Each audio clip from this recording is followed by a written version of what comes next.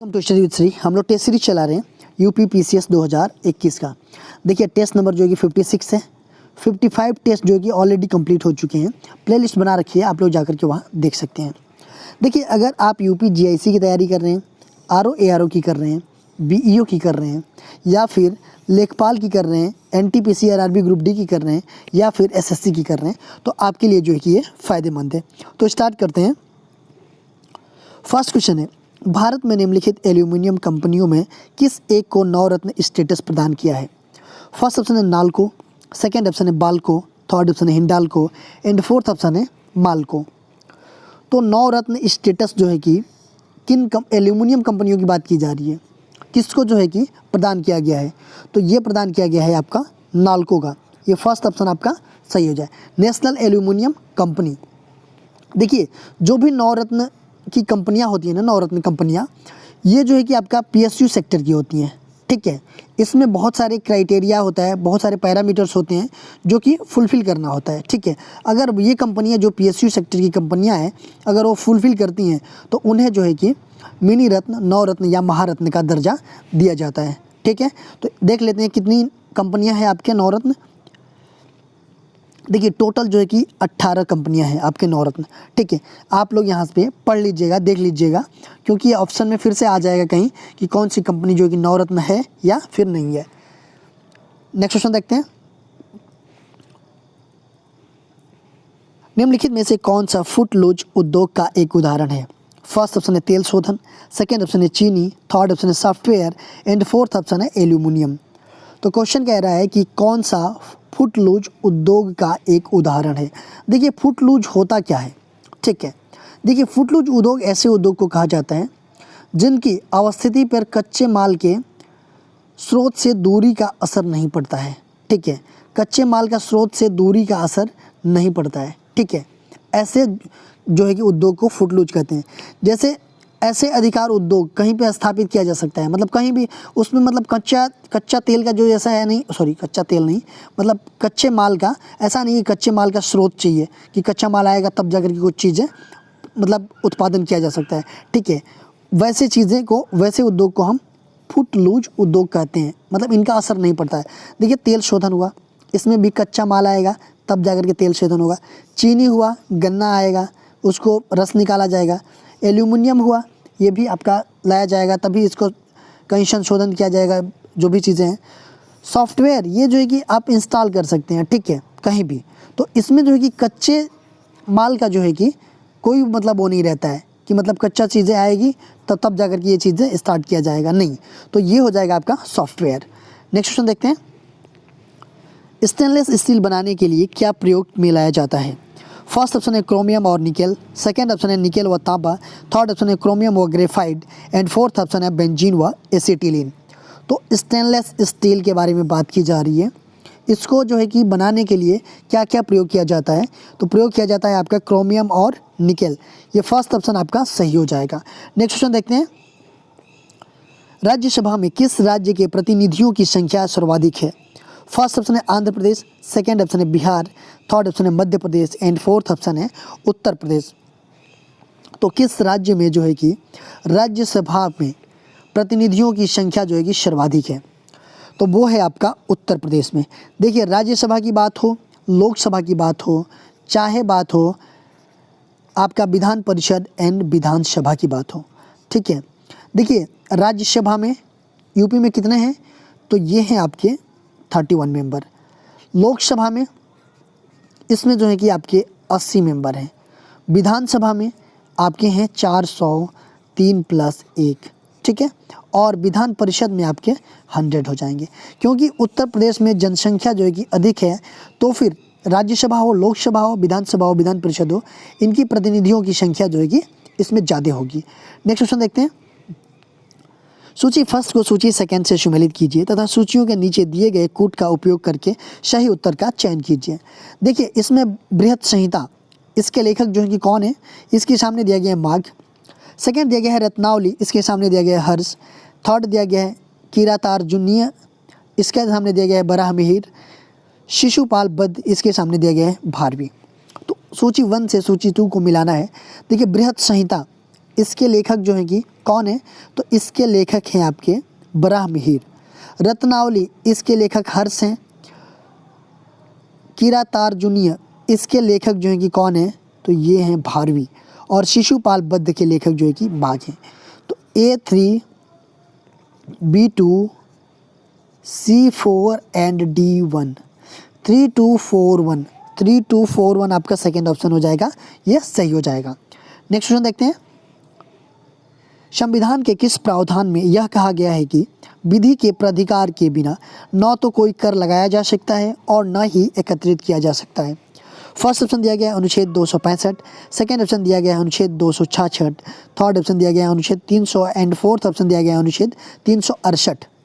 तो संविधान के किस प्रावधान में यह कहा गया है कि विधि के प्राधिकार के बिना न तो कोई कर लगाया जा सकता है और न ही एकत्रित किया जा सकता है?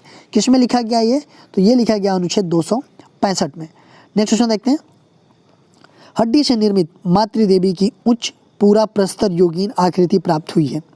फर्स्ट ऑप्शन है गोदावरी घाटी से, सेकंड ऑप्शन है नर्मदा घाटी से, थर्ड ऑप्शन है सोन घाटी से एंड फोर्थ ऑप्शन है बेलन घाटी से। तो देखिए हड्डियों से निर्मित जो मातृ देवी की उच्च पूरा प्रस्तर योगीन आकृति जो है कि कहाँ से प्राप्त हुई है, तो ये प्राप्त हुई है आपका बेलन घाटी से। ये फोर्थ ऑप्शन आपका सही हो जाएगा। देखिए बेलन के लोहदा नाला क्षेत्र से जो है कि यह अस्थि निर्मित मतलब हड्डियों से निर्मित मातृ देवी की प्रतिमा जो है कि प्राप्त हुई है। देखिए यहाँ से और भी चीज़ें प्राप्त हुई हैं जो कि उच्च पूर्ण पाषाणकालीन उपकरण, ठीक है, जैसे कि ब्लेड, बेधक, ब्यूरिन, स्क्रेपर, ये सब चीज़ें यहाँ से मिले हैं बेलन घाटी से।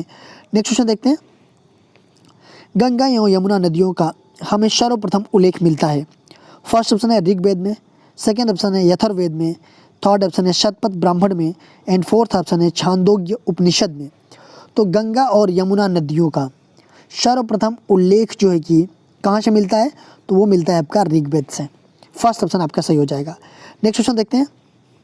उत्तर भारत पर तुर्कों के आक्रमण के समय गुर्जर प्रतिहार वंश किस क्षेत्र में आधिपत्य रखते थे? फर्स्ट ऑप्शन है कश्मीर, सेकेंड ऑप्शन है मध्य प्रदेश, थर्ड ऑप्शन है गुजरात एंड फोर्थ ऑप्शन है कन्नौज। तो जो गुर्जर प्रतिहार थे वो जो है कि तुर्कों के आक्रमण के समय में किस क्षेत्र में जो है कि आधिपत्य रखते थे, तो वो रखते थे आपके कन्नौज में, ठीक है। लेकिन जो 10वीं सदी के बाद जो है ना, 10वीं सदी के मध्य में मान लीजिए ये प्रतिहार साम्राज्य जो है कि पूर्णतः छिन्न भिन्न हो गया था, ठीक है। नेक्स्ट क्वेश्चन देखते हैं। निम्नलिखित में से कौन मनुस्मृति पर लिखी गई अपनी टीका के लिए प्रसिद्ध है? फर्स्ट ऑप्शन है अपरार्क, सेकेंड ऑप्शन है मेधातिथि, थर्ड ऑप्शन है विज्ञानेश्वर, फोर्थ ऑप्शन है विश्वरूप।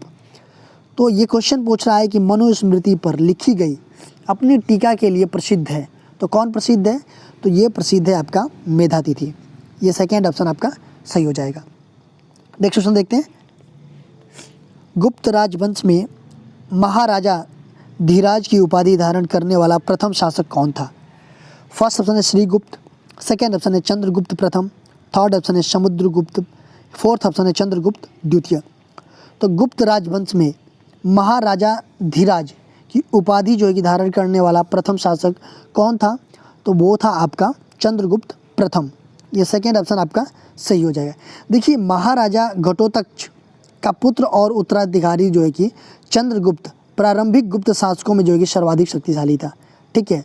राज्यारोहण के पश्चात उसने जो है कि अपनी महत्ता सूचित करने के लिए अपने पूर्वजों के विपरीत जो है कि महाराजाधिराज की उपाधि जो है कि ग्रहण की। नेक्स्ट क्वेश्चन देखते हैं। सूची फर्स्ट को सूची सेकेंड से सुमेलित कीजिए तथा सूचियों के नीचे दिए गए कूट का उपयोग करके सही उत्तर का चयन कीजिए। देखिए सूची फर्स्ट में दिया गया है स्थापत्य एंड सूची सेकेंड में दिया गया है स्थापत्यकार, मतलब इसका स्थापना जो है किसने किया? विक्टोरिया मेमोरियल हॉल कोलकाता, इसके सामने दिया गया हर्बर्ट स्पेंसर। बी दिया गया है केंद्रीय सचिवालय नई दिल्ली, इसका दिया गया है W Emerson. Gateway of India Bombay, इसके सामने दिया गया RF चिशोम। एंड डी दिया गया है मद्रास विश्वविद्यालय सीनेट हाउस मद्रास, ये जो कि जॉर्ज क्लार्क। तो इसमें से जो है कि इनकी स्थापना किसने किया था? देखिए विक्टोरिया मेमोरियल हॉल कोलकाता, इसकी स्थापना जो है कि आपका डब्ल्यू इमर्सन ने किया था। केंद्रीय सचिवालय नई दिल्ली, इसकी स्थापना हर्बर्ट स्पेंसर ने किया था। गेटवे ऑफ इंडिया जो बम्बई है, इसका जो है कि आर.एफ. चिशोम ने किया था। और मद्रास विश्वविद्यालय सीनेट हाउस मद्रास, इसका जॉर्ज क्लार्क ने किया था। तो ये हो जाएगा ए का 2, बी का 1, सी का 3 एंड डी का 4। 2 1 3 4, 2 1 3 4 ये हो जाएगा आपका फर्स्ट ऑप्शन सही हो जाएगा। नेक्स्ट क्वेश्चन देखते हैं। निम्नलिखित कथनों को पढ़कर कूट के अनुसार सही उत्तर का चयन कीजिए। पहला दिया गया है शाहजहां के सभा भवन विशेष रूप से मस्जिद से मिलते जुलते बनाए गए थे। दूसरा दिया गया है कि बादशाह के सिंहासन के पीछे पितरा दूरा के जड़ाऊ काम की एक श्रृंखला बनाई गई थी। दिया गया है कि केवल एक सही है, केवल 2 सही है। तीसरा दिया गया है 1 और 2 दोनों सही है। एंड फोर्थ में दिया गया है न तो 1 और न ही 2 सही है। तो देखिए शाहजहां के सभा भवन विशेष रूप से मस्जिद से मिलते जुलते बनाए गए थे, ये आपका सही है, सही बात है। बादशाह के सिंहासन के पीछे पितरा दूरा के जड़ाऊ काम की एक श्रृंखला बनाई गई थी, ये भी आपका सही है। तो इसका मतलब हो जाएगा थर्ड ऑप्शन, 1 और 2 दोनों सही है। नेक्स्ट क्वेश्चन देखते हैं। निम्नलिखित में से कौन सुमेलित नहीं है? आइसोबार वायुदाब, आइसोहाइट वर्षा, आइसोहेलाइन हिमपात, आइसोबाथ गहराई। देखिए रेखाओं के मतलब वो दिए गए हैं किनकी रेखा, क्योंकि क्या कहते हैं। तो आइसोबार वायुदाब ये जो है कि आपका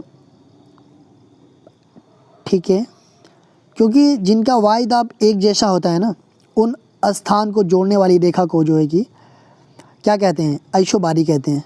ठीक है। आइसोहाइट ये वर्षा, ठीक है ये भी। आइसोबाथ गहराई से रिलेटेड है, ठीक है। आइसोहेलाइन ये हिमपात से रिलेटेड नहीं है। देखिए आइसोलाइन ये जो है कि समुद्री जल में जो है कि खारे पानी की जो समान मात्रा होती है, समान मात्रा वाले स्थानों को मिलाने वाली रेखा को जो है कि आइसोहेलाइन कहा जाता है। ठीक है, तो ये थर्ड ऑप्शन आपका सुमेलित नहीं है।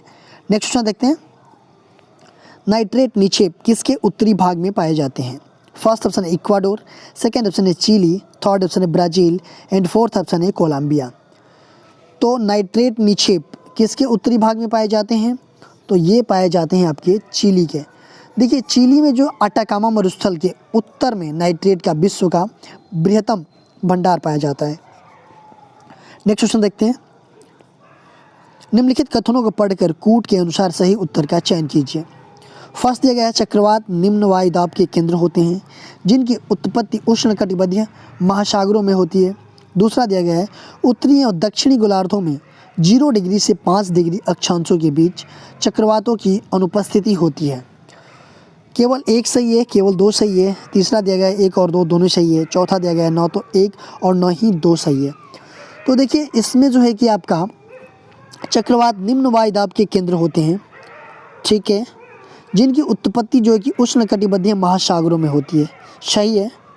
देखिए उत्तरी और दक्षिणी गोलार्धों में 0 डिग्री से 5 अक्षांशों के बीच जो है कि चक्रवातों की अनुपस्थिति होती है, ठीक है, ये भी आपका सही है। तो थर्ड ऑप्शन आपका सही हो जाएगा, 1 और 2 दोनों सही है। नेक्स्ट क्वेश्चन देखते हैं। एशिया और यूरोप के बीच कौन सी पर्वतमाला प्राकृतिक सीमा बनाती है? फर्स्ट ऑप्शन है यूराल पर्वत, सेकेंड ऑप्शन है मैकेंजी पर्वत, थर्ड ऑप्शन है आल्प्स पर्वत एंड फोर्थ ऑप्शन है एटलस पर्वत।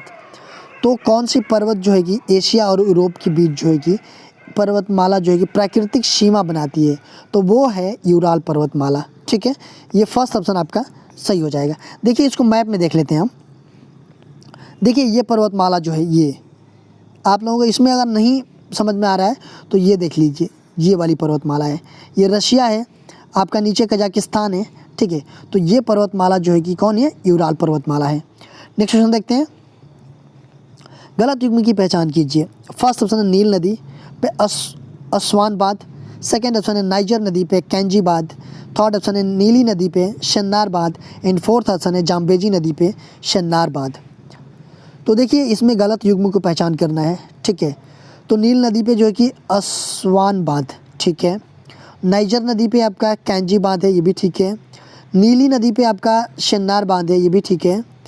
और जाम्बेजी नदी पे जो है कि इससे नार बांध नहीं है, कौन सा बांध है, तो करोबा बांध है, ठीक है, जेम्बाजी नदी पे। तो ये आपका गलत युग्म हो जाएगा।